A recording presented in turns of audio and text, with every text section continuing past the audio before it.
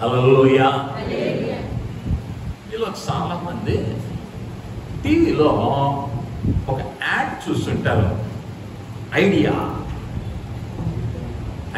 Cellular network కూడా ఒక add వేసేవాడు. ఎవరికైనా ఐడియా ఉందా? ఒక్క ఐడియా మీ జీవితాన్ని మార్చేసింది. వాస్తవమే. ఒక్క ఐడియా లేదా ఒక్క ఆలోచన జీవితాలను ఏం చేసింది అంటే మార్చివేసింది. నీ ఆలోచన అది సరి అయిన రీతిలో ఉంటే అది జీవితం మార్చబడింది. అది సరి అయిన రీతిలో లేనప్పుడు అదే జీవితం వేదనను అనుభవించవలసిన అవసరం ఉన్నది అన్న విషయాన్ని నేను జ్ఞాపకం చేస్తూ ఉన్నాను. అయితే బైబిల్ గ్రంథంలో సామెతల గ్రంథం 19వ అధ్యాయం 21వ వచనానికి వద్దాం. నరుని హృదయములో ఆలోచనలు అనేకములుగా పుట్టును, యెహోవా యొక్క తీర్మానమే స్థిరము. నరుని హృదయములో ఆలోచనలు అనేకము పుట్టును. ఒకడు ఆలోచించిన రీతిగా మరి ఒకడు ఆలోచించడు. లేదా ఒక్కొక్క విషయాన్ని ఒక్కొక్క రీతిగా మనం ఆలోచిస్తూ ఉంటాం.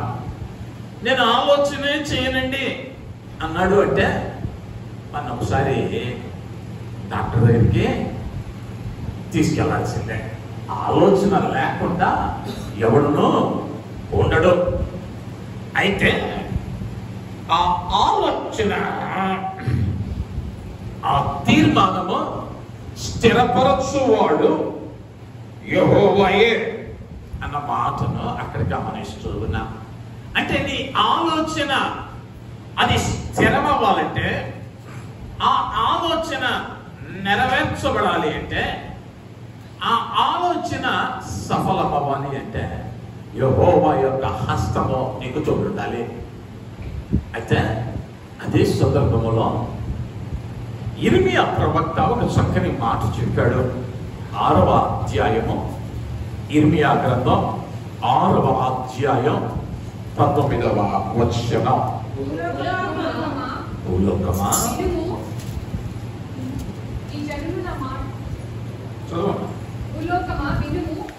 భూలోకమా వినుము, ఈ జనులు నా మాట వినకున్నారు, నా ధర్మశాస్త్రమును విసర్జించుచున్నారు కనుక తమ ఆలోచనలకు ఫలితమైన కీడు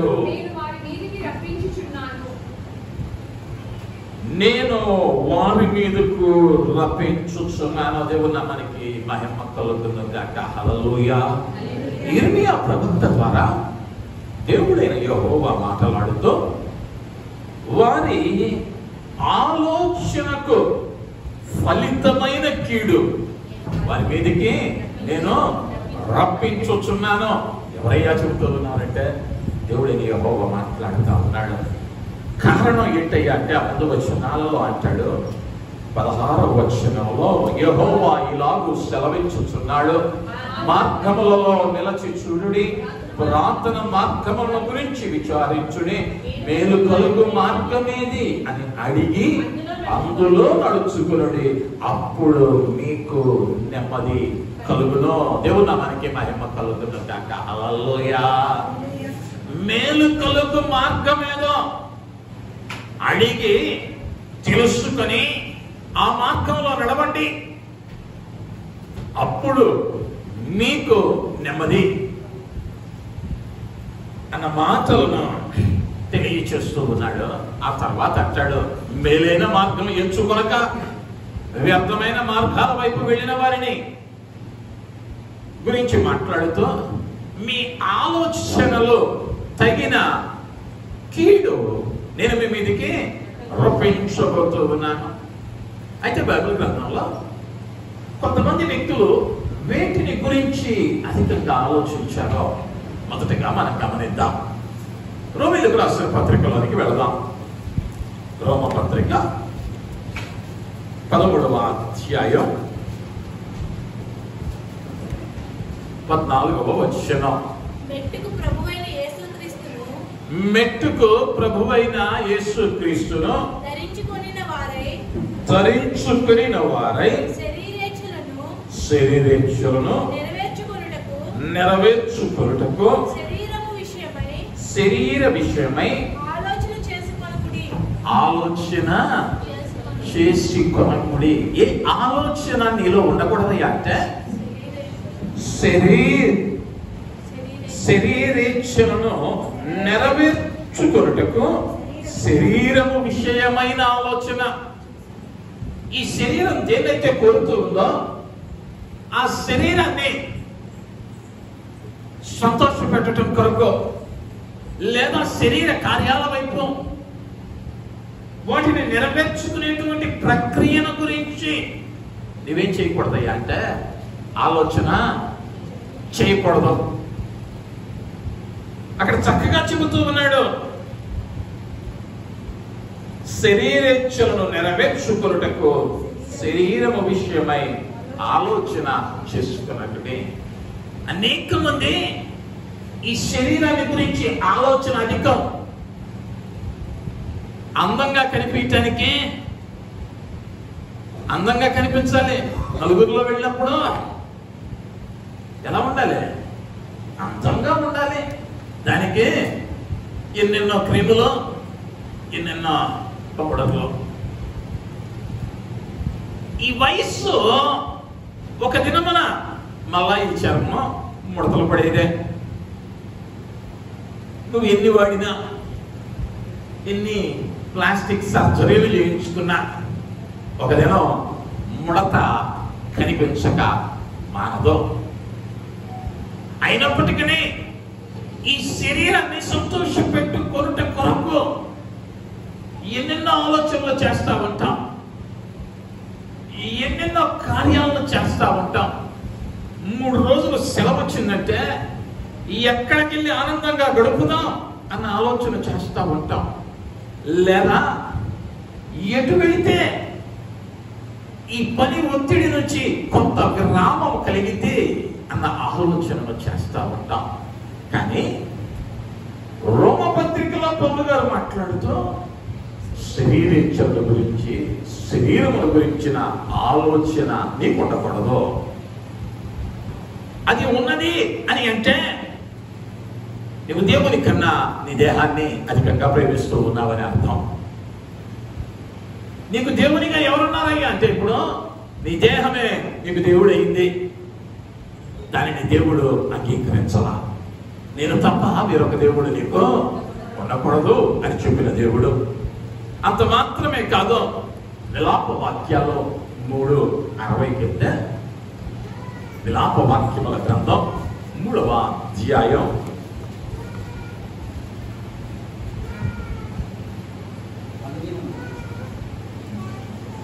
60వ వచనం.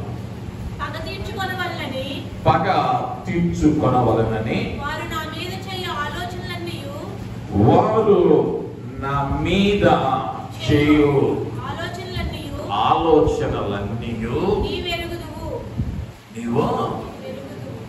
ఎరుగుదువు. కొంతమంది ఏం ఆలోచన చేస్తారయ్యా అంటే పగ తీర్చుకునే ఆలోచనలో ఫలానోడు ఇలా చేశాడు కాబట్టి నేను ఎలా చేస్తే ప్రతీకారాన్ని తీర్చుకోగలను. భర్త ఒక మాట అన్నాడు అనుకో, భార్య ఏం చేసింది? పప్పులో ఉప్పు ఎక్కువ వేసింది. ఒక మాట అన్నామనుకో, ఆ పూట వంట ఏమైతే మంటకుంటుందంట. ఇదేంటి అంటే చిన్నగానే కనిపించవచ్చు కార్యం. చిన్నగా అనిపించవచ్చు, హాస్యాస్పదంగా అనిపించవచ్చు, కానీ దీని వెనక దాగున్నది ఏంటి అంటే పగ తీర్చుకునేటువంటి స్వభావం. పగ తీర్చుకోవాలని నువ్వేదో పెద్ద పెద్ద మంటలు చేసేయక్కర్లా, హత్యలు చేయక్కర్లా. ఆ పగ అనబడిన దానితో నువ్వు చేసిన చిన్న కార్యమైనా అది దేవుడు అసహ్యించుకునేదిగా ఉన్నది. కాబట్టి అనేకులు ఏమి ఆలోచిస్తూ ఉన్నారయ్యా అంటే పగ ఎలా తీర్చుకోవాలి. విశ్వాసికి ఏముండకూడదయ్యా అంటే పగ తీర్చుకునో స్వభావము ఉండకూడదు. దేవునికి మహిమ కలుగును కాక. హల్లెలూయా, హల్లెలూయా. మరి ఒక భాగానికి మనం వెళితే మత్తయి సువార్తలో 28వ అధ్యాయము 12వ వచనము. కాబట్టి వారు పెద్దలతో కూడి వచ్చి ఆలోచన చేసి ఆ సైనికులకు చాలా ద్రవ్యం ఇచ్చి మేము నిద్రపోవచ్చుండగా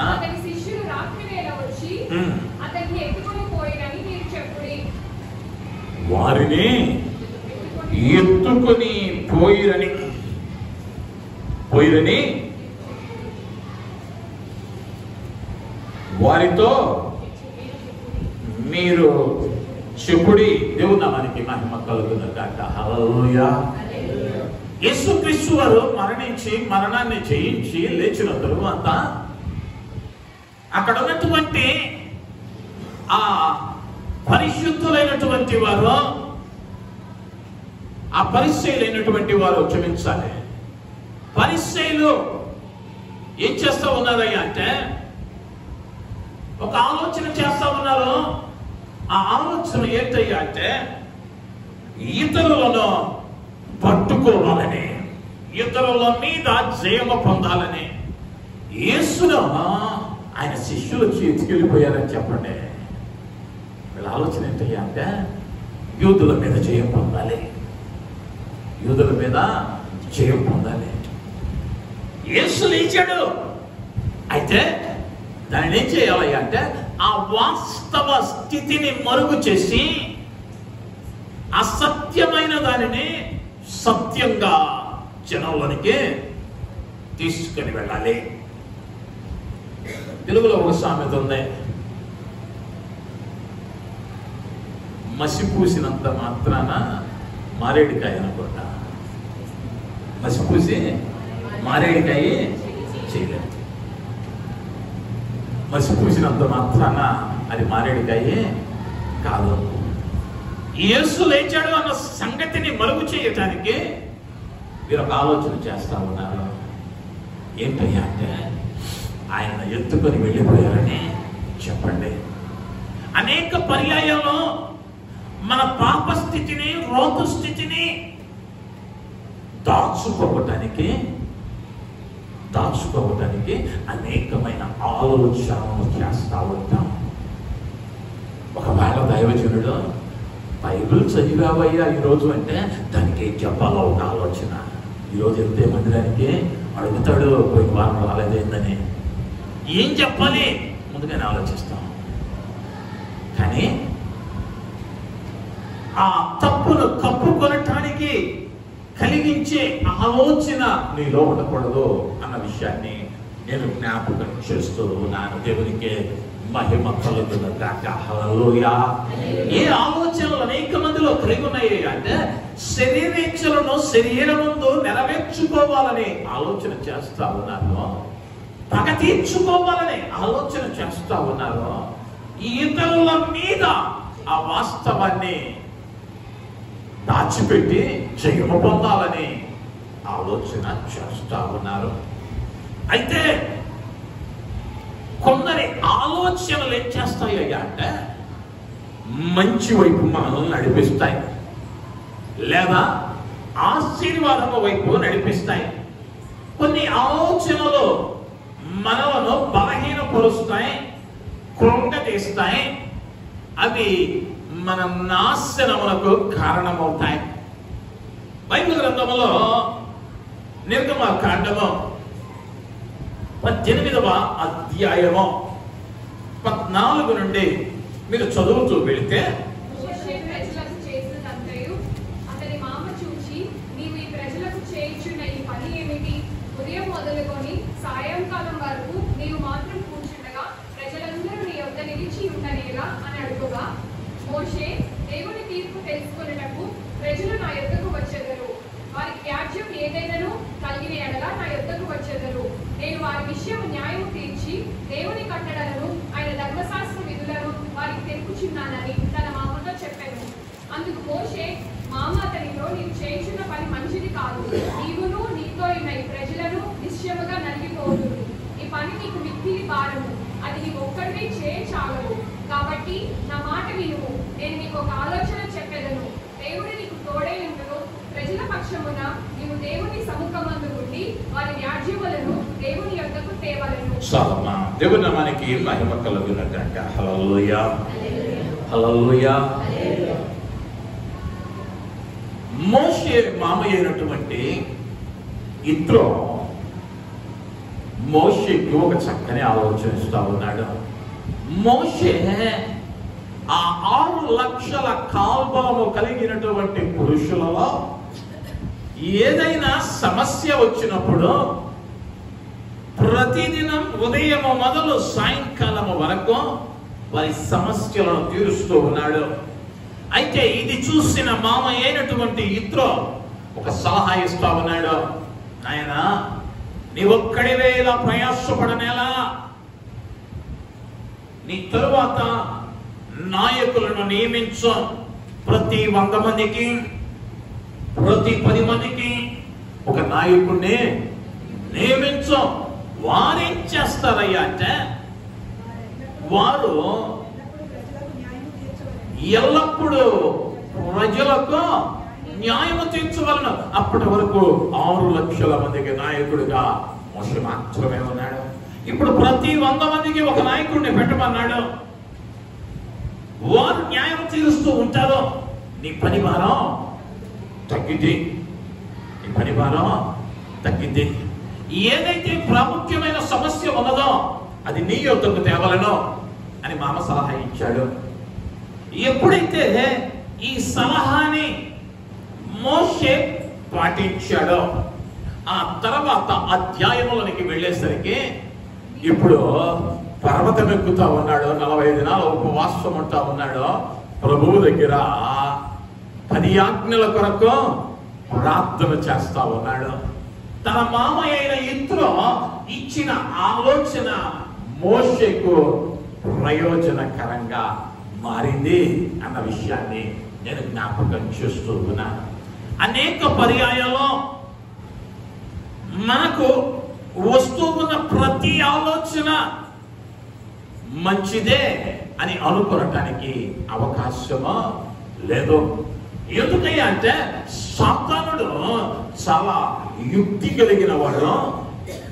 వాడు అవనేం చేస్తాడయ్యా అంటే, తన కండ్లకు రమ్యముగా కనిపిస్తూ ఉన్నది ఆ పండు, ఆకర్షణీయంగా ఉంది. కొన్ని కార్యాల్లో, కొన్ని ఆలోచనలు మనకు ఆశీర్వాదమే అన్నట్లు అనిపిస్తాయేమో. ఇక్కడ మోషే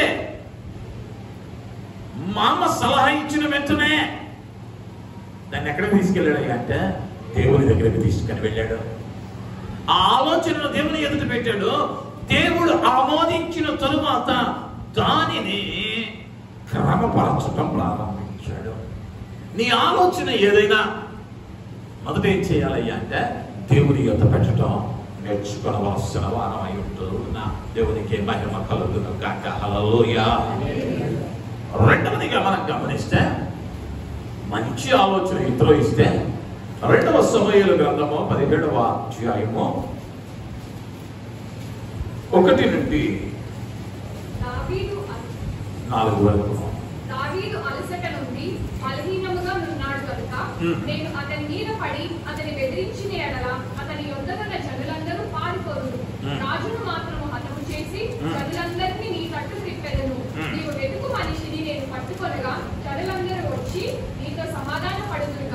నీ చిత్తమైతే నేను 12,000 మందిని ఏర్పరచుకొని పోయి ఈ రాత్రి దావీదును తరిమి పట్టుకొందునని అహీతోపెలు అబ్షాలోముతో చెప్పగా, దేవుడు మనకి మహిమ కలుగును గాక. అహీతోపెలు అబ్షాలోముతో చెబుతా ఉన్నాడు, అబ్షాలోము తండ్రి అయినటువంటి దావీదు ఎప్పుడైతే కుమారుడైన అబ్షాలోము తండ్రి రాజ్యాన్ని వశం చేసుకున్నాడో, దావీదు కొండలకు పారిపోయాడు. కొద్ది మంది మాత్రమే దావీదుతో ఉన్నారు. అయితే అహీతోపెలు ఒక చెడ్డ ఆలోచనను చెబుతూ ఉన్నాడు. అయ్యా, 12,000 మందితో నేను వెళ్తాను, వారిని మనం జయించవచ్చు, దావీదును మనం సంహరించవచ్చు, మనం రాజ్యాన్ని స్థిరపరచవచ్చు. అయితే అక్కడ 5వ వచనంలోనికి వచ్చేసరికి హూషై అనేటువంటి వ్యక్తి మాట్లాడతాడు. అయ్యా, వారు కొద్ది మంది ఉన్నప్పటికీ వారు శక్తి కలిగిన వారు, మనము గనక వెళితే మనం నాశనమైపోతాం అని హూషై ఆలోచనిస్తా ఉన్నాడు. ఈ అహీతోపెలు యొక్క ఆలోచన ఏంటయ్యా అంటే ఒక చెడ్డ ఆలోచన, మరి ఒకరిని సంహరించాలని, అక్రమమైన మార్గములో తన రాజ్యాన్ని స్థిరపరచుకోవాలని, తాను ఎదగాలని ఆలోచన చేస్తూ ఉన్నాడు. అనేక పర్యాయాలు మనం అనేక విషయాలలో ఎలాగైనా సరే పైకి రావాలి అన్నదే ఆలోచిస్తాం, కానీ అది క్రమమైనదిగా ఉండాలి అని ఆలోచించేటువంటి వారు చాలా స్వల్ప సంఖ్యాకులు అన్న విషయాన్ని జ్ఞాపకం చేస్తూ ఉన్నాను. ఎప్పుడైతే ఈ యొక్క దావీదు వేదనలో ఉన్నాడో, ఈ అహీతోపెలు ఆలోచన అబ్షాలోముకు తెలిసినను దేవుడు ఏం చేయలేదయ్యా అంటే ఆ చెడ్డ ఆలోచన జరిగించుటకు దేవుడు అంగీకరించాల. అంటే మన చుట్టూనే ఉంటారు, మనకే ఆలోచనలు ఇస్తారయ్యా అంటే చెడ్డ ఆలోచనలు ఇస్తారు. ఎలా ఉంటుందయ్యా అంటే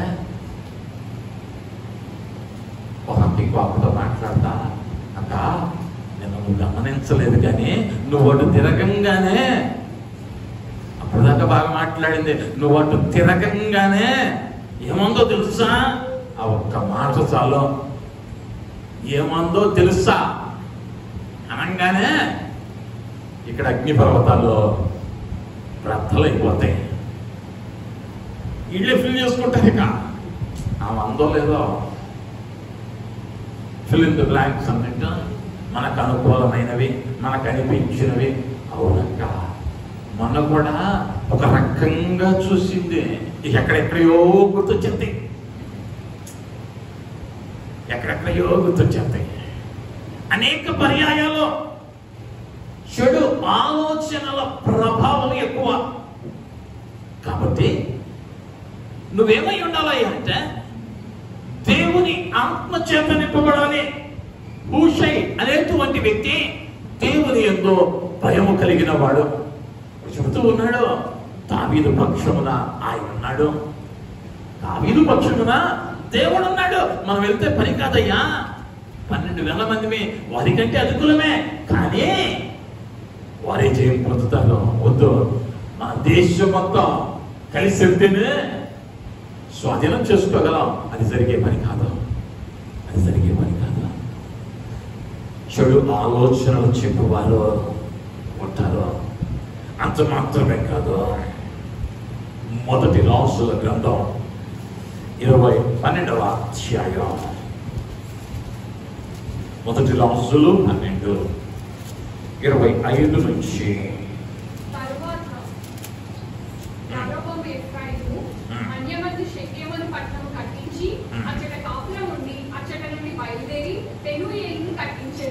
ఈ జనులు యెరూషలేమునందున్న యెహోవా మందిరమందు బలులు అర్పించుటకు ఎక్కిపోవుచుండిన ఎడల ఈ జనుల హృదయము యూదా రాజైన రెహబాము అను తన యజమానుని తట్టు తిరుగును.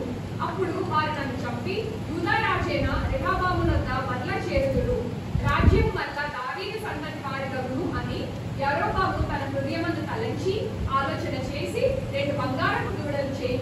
జనులను పిలిచి, యెరూషలేమునకు పోవుట మీకు బహు కష్టము. ఇశ్రాయేలు వారులారా, ఐగుప్త దేశములో నుండి మేము రప్పించిన మీ దేవుడు ఇదే అని చెప్పి ఒకటి బేతేలు నందును యెరోబాముకు ఒక వ్యక్తి ఆలోచన చెబుతా ఉన్నాడు. అయ్యా, దావీదు రాజ్యాన్ని మనం స్వతంత్రించుకోవాలి అంటే, లేదా వారి సంతతి వారు రాకుండా ఉండాలి అంటే, ఈ ఇశ్రాయేలు జనాంగం ఏం చేస్తా ఉన్నారయ్యా అంటే మాటి మాటికి యెరూషలేముకు వెళతా ఉన్నారు. వీరు మాటి మాటికి యెరూషలేముకు వెళ్లకుండా ఉండినట్లుగా ఇక్కడ ఏం చేద్దామయ్యా అంటే వారి కొరకు బలిపీఠాన్ని కడదాం. 2 దూడలను సిద్ధం చేద్దాం.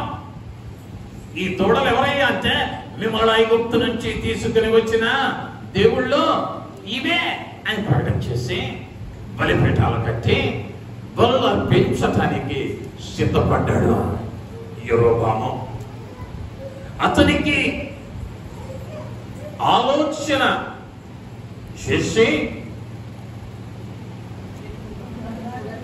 2 బంగారు దూడలను చేయించి జనాలను పిలిచి, యెరూషలేమునకు పోవుతా మీకు కష్టమా, బహు కష్టమా. అయ్యా, వారం వారం పెరుంబాకం నుంచి కేలంబాకం వెళ్ళటం బహు కష్టం. కాబట్టి దగ్గరలో ఏదో ఉందామా చూద్దాం.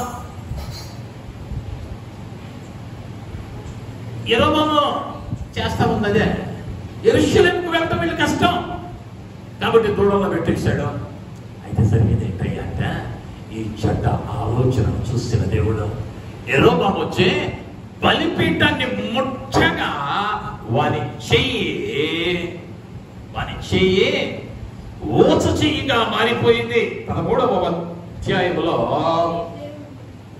4వ వచనం, బేతేలు నందున్న బలిపీఠమును గూర్చి ఆ దైవజనుడు ప్రకటించిన మాట రాజైన యెరోబాము విని బలిపీఠము నుండి తన చెయ్యి చాపి వానిని పట్టుకునమని చెప్పగా అతడు చాపిన చెయ్యి ఎండిపోయెను. చాపిన చెయ్యి ఎండిపోయింది అంటే దానిలో జీవము లేదు. ఆ చెయ్యి ఇప్పుడు ఎలా ఉందయ్యా అంటే ఊచ చెయ్యిగా మారిపోయింది. దీనికి ఏం పెద్ద టైం పట్ల, అది ముట్టిన వెంటనే ఇతని చెయ్యి ఎండిపోయింది. చెడ్డ ఆలోచన ఏం చేస్తుందయ్యా అంటే ఒక గొప్ప ఉపద్రవానికి దారితీసినదిగా ఉంటూ ఉన్నది. అయితే మన ఆలోచనలో మన కార్యాలు ఎలా ఉంటూ ఉన్నాయో మనం చూసుకోవలసిన వారం.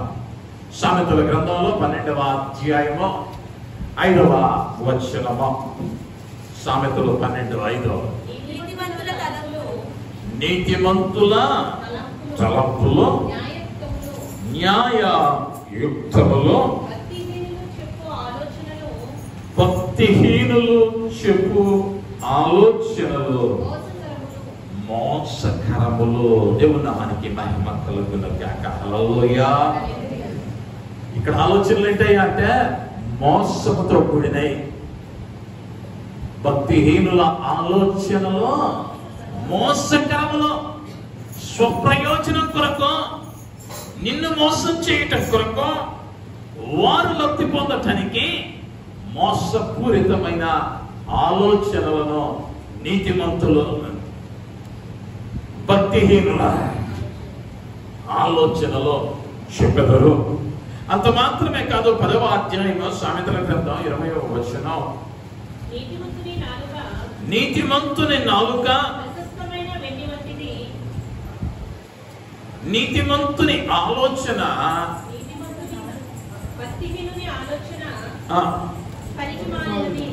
పనికి మాలినది. దేవుని నామానికి మహిమ కలుగును గాక. హల్లెలూయా. నీతిమంతుని నాలుక ప్రశస్తమైన వెండి వంటిది, భక్తిహీనుల ఆలోచన పనికి మాలినది. అయితే ఈ ఉదయ కాలం నీవు ఎవరి ఆలోచనల చొప్పున నడిపింపబడుతూ ఉన్నావో లేదా నీ ఆలోచన ఏమై ఉన్నదో ఒక్కసారి పరిశీలించుకోవలసిన వారం. ఎందుకయ్యా అంటే ఆ ఆలోచన వలన కలిగే ప్రభావాన్ని జీవితంలో మనం చూడగలం. ఆ ఆలోచన వలన కలిగే ప్రతిఫలాన్ని మనం అనుభవించగలం.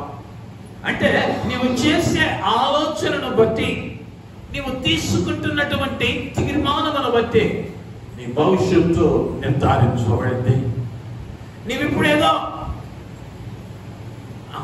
వచ్చినప్పుడు చూసుకుందాంలేండి అనుకుంటా ఉన్నావు అనుకో, అది వచ్చినప్పుడు చూడటానికి ఏమీ ఉండదు.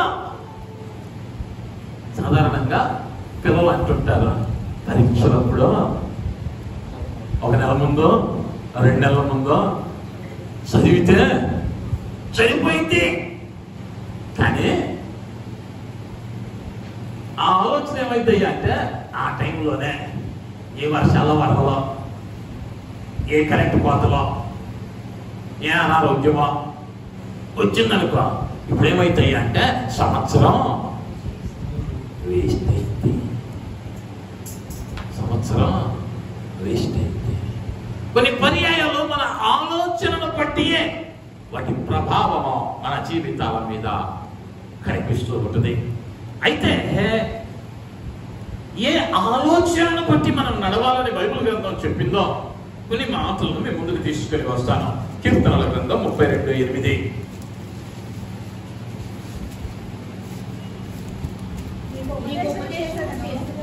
నీకు ఉపదేశము చేసేదను,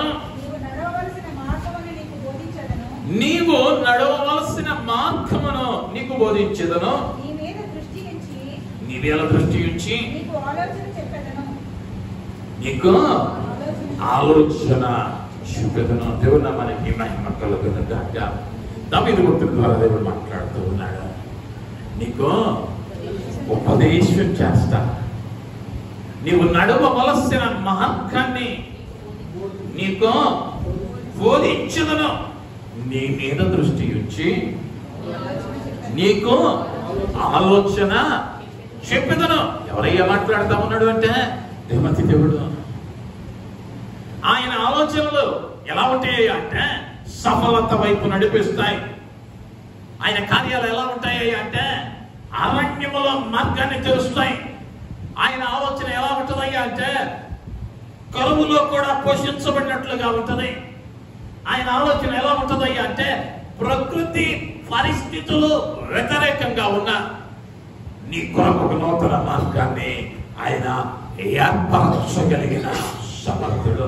అన్ని ద్వారాలు మూసుకొని పోయినాయి అని అన్నా కూడా ఆయన ఆలోచన మీద ఆధారపడగలిగితే నీకు ఒక నూతన మార్గాన్ని నా దేవుడు సిద్ధపరచువాడై ఉంటూ ఉన్నాడు. అంటే మనం ఏం చెయ్యాలయ్యా అంటే ఆయన ఆలోచనల మీద ఆధారపడాలి.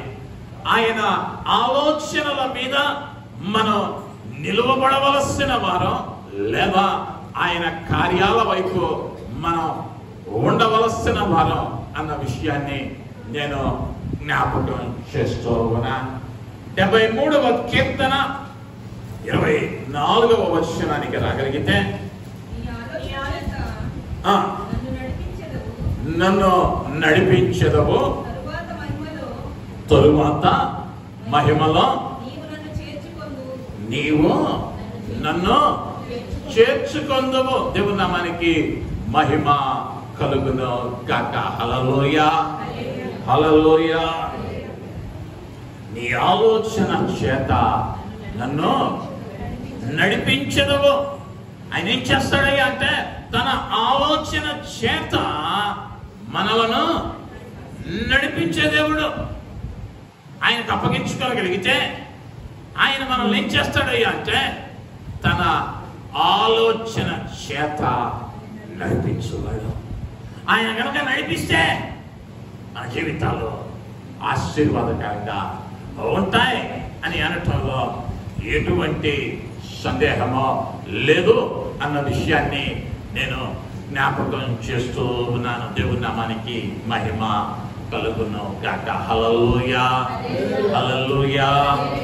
దేవుని నామానికి మహిమ కలుగును గాక. సామెతల గ్రంథంలో 8వ అధ్యాయము, సామెతల గ్రంథం 8వ అధ్యాయం 14వ వచనం. ఆలోచన చెప్పుటయు లెస్సైన జ్ఞానమునిచ్చుటయు నా వశము. నువ్వు జ్ఞానం సంపాదించుకోవటానికి, నువ్వు ఎదగటానికి, అభివృద్ధి చెందటానికి పుస్తకాలు కాదు. జ్ఞానం ఇచ్చేవాడిని ఎవరినయ్యా అంటే నేనే. ఎవరికైనా జ్ఞానము కొదువుగా ఉన్నాయనవా వాడు యెహోవాను అడగవలెను. ఎలాంటి జ్ఞానం ఇస్తానన్నాడయ్యా అంటే లెస్సైన జ్ఞానము. చక్కని ఆలోచన చెప్తాను, చక్కని మార్గంలో నడిపిస్తాను, నీవు నడవవలసిన మార్గం ఏదో నీకు తెలియచేస్తాను. లెస్సైన జ్ఞానాన్ని ఆయన ఇష్టాలని మాట ఇస్తూ ఉన్న దేవునిగా ఉంటూ ఉన్నాడు. అనేక పర్యాయాల్లో కీర్తనల గ్రంథంలో మనం గమనిస్తే 33వ అధ్యాయము 11వ వచనాన్ని మనం చదువుతాం. యెహోవా ఆలోచన సదాకాలము నిలుచును. దేవునికి మహిమ కలుగును గాక. హల్లెలూయా. యెహోవా ఆలోచన సదాకాలము నిలుచును. ఆ ఆలోచన మీద గనక నీవు ఆధారపడగలిగితే, యెహోవా ఆలోచన కొరకు కనిపెట్టగలిగితే, ఆయన ఏదైతే మంచి ఆలోచనని చెప్పాడో ఆ ఆలోచన ప్రకారము నీవు అడుగులు వేయగలిగితే నీ ఆలోచన ఏమైతాయి అంటే సదాకాలము నిలచి ఉంటుంది. అట్లా కాదనక పగ తీర్చుకునే వారితో, జీవ పొందాలని ప్రయత్నించే వారితో, లేదా శరీరించలు నెరవేర్చుకున్నట కొరకు నీవు ఆలోచన చేసినట్లయితే అది నీ నాశనం వైపునకు నడిపిస్తుంది. ఏ ఆలోచన మంచిదయ్యా అంటే ప్రభువు దగ్గర వేడుకునేటువంటి ఆలోచన, ప్రభువుకు అప్పగించిన ఆలోచన. ప్రభువు ఏం చేస్తాడయ్యా అంటే ఆ ఆలోచనలను సదాకాలము నిలువ పెట్టువాడు అని అనటంలో ఎటువంటి సందేహం లేదు. ఒక ఆయన అనుకున్నాడు, ఆలోచన చేశాడు, కొట్లను పెద్దవి చేశాడు, ధాన్యముతో నింపాడు. తనలో తాను అనుకున్నాడు, నా ప్రాణమా తినుమో త్రాగుమో సుఖించుమో, అనేక దినములకు అవసరమైన ఆహారము నేను సిద్ధపరచి ఉన్నాను. ప్రభు అన్నాడు, ఆ ఆలోచన చూస్తే, ఓరి వెర్రివాడా, ఈ రాత్రే నీ ప్రాణం అడిగితే నీవు సంపాదించినది ఎవని మగును? అనేక పర్యాయాలు వ్యర్థమైన ఆలోచనలను బట్టి, వ్యర్థమైన విషయాలను బట్టి మనకు రావలసిన ఆశీర్వాదాన్ని మనం పాడు చేసుకుంటూ ఉన్నాం. నీ ఆలోచన ఎలా ఉండాలయ్యా అంటే నీకు ఉపదేశము చేయు దేవుని యొక్క ఆలోచనను పొందుకున్నట్లుగా నిత్యము ఆయన దగ్గర నీవు పెనుగులాడవలసిన అవసరం ఉన్నది అన్న విషయాన్ని నేను జ్ఞాపకం చేస్తూ ఉన్నాను.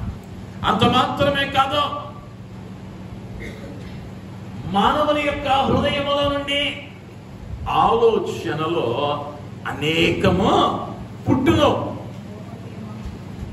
కానీ యెహోవా యొక్క తీర్మానమే స్థిరము. నీవెన్ని ఆలోచనలు చేసినా ఆయన తీర్మానం ఆ ఆలోచనలో ఉండాలి. అంటే నువ్వేమవ్వాలి అంటే ఆయన వానివిగా మార్చబడాలి. నీ ఆలోచన సఫలమవ్వాలి అంటే, నీ ఆలోచన నెరవేర్చబడాలి అంటే నీ జీవితం ఆయనలో స్థిరపరచబడిందిగా ఉండాలి. యెహోవాను ఆశ్రయించు నరునిగా నీవు మార్చబడవలసిన అవసరం ఉన్నది అన్న విషయాన్ని నేను జ్ఞాపకం చేస్తూ ఉన్నాను. అనేక పర్యాయాలు మనం బుద్ధిహీనులు ఆలోచనను బట్టి సమస్యల వలయాల్లో చిక్కుకునే పొత్తులు ఉంటాం. అనేక సంఘటనల్లో మనం చూడవచ్చు. వీళ్ళు బాగానే ఉన్నా స్నేహితులను బట్టి ఇబ్బందులు గుండా వెళ్ళిన వారు అనేక మంది ఉన్నారు. వీనికి ఏ అలవాటు లేదు, కానీ తనతో ఉన్న స్నేహితులు ఆ నేరంలో ఉండటాన్ని బట్టి వీడిని కూడా ఏం చేస్తారయ్యా అంటే పోలీసు వారు తీసుకుని వెళ్ళిపోతారు. అంటే నీ ఆత్మీయ జీవితంలో నీ ఆలోచన దేవుడు మెచ్చినదిగా ఉండాలి, దేవుడు ఆమోదించేదిగా మార్చబడాలి. బుద్ధిహీనుల ఆలోచనలకు మనం చెవినిచ్చే వారంగా ఉండకూడదు. శరీరిచ్చలను నెరవేర్చుకున్నటకు మన ఆలోచనలో ఉండకూడదు. పగ తీర్చుకున్నట్లు మన ఆలోచన ఉండకూడదు. ఇతరులపై జయమొందాలని అనీతిని నీతిగా ప్రతిబింబించే ఆలోచన మనలో ఉండకూడదు. అంత మాత్రమే కాదు, నీకు ఉపదేశం చేసి నేను సరైన మార్గంలో నడిపించేటువంటి దేవుని ఆలోచన కొరకు కనిపెట్టవలసిన వారం.